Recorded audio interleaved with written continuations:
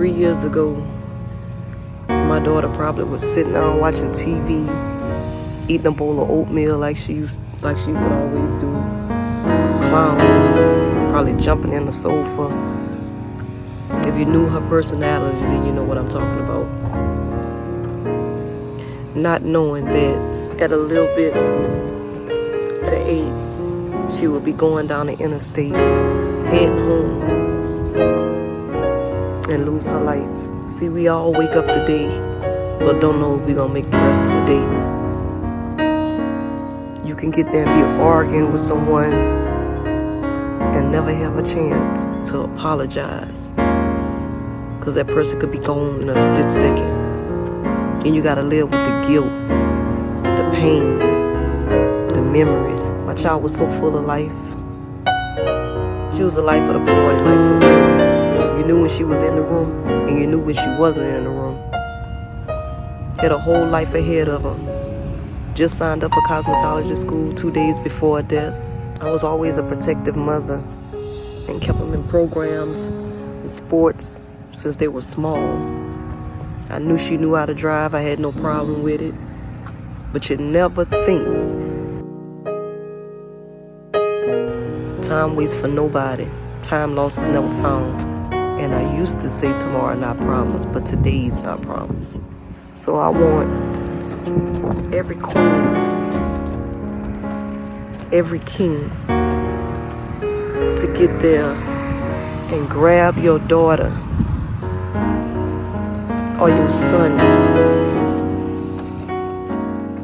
and give them an extra hug today for me. Hug on them and tell them that you love us. I wish I could have hold my child one last time. I couldn't even hold her while her body was warm at the hospital. The last words came out my child's mouth before she drove off was, "Mama, I love you." The last words I heard from her. And this was the day before she died, which she told me that she had a dream that she got in a car wreck and died. And 3 years today, she literally gets in a wreck and died on my daddy's birthday.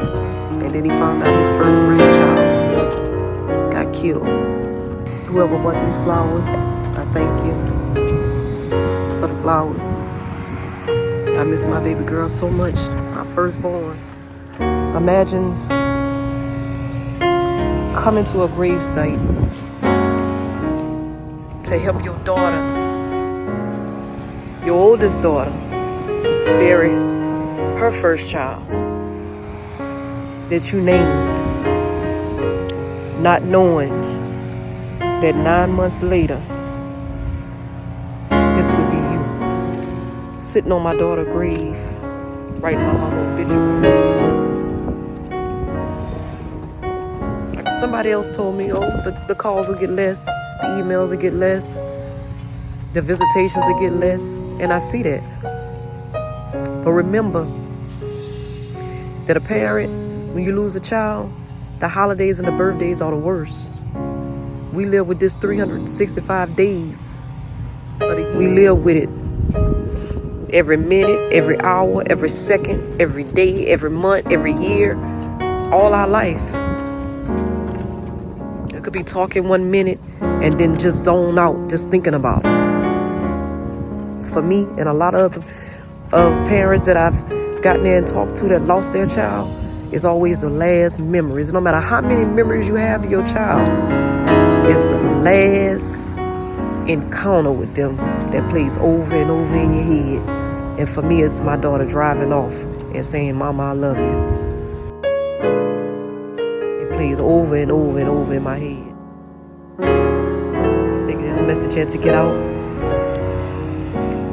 Let y'all live. Take a glimpse, rather,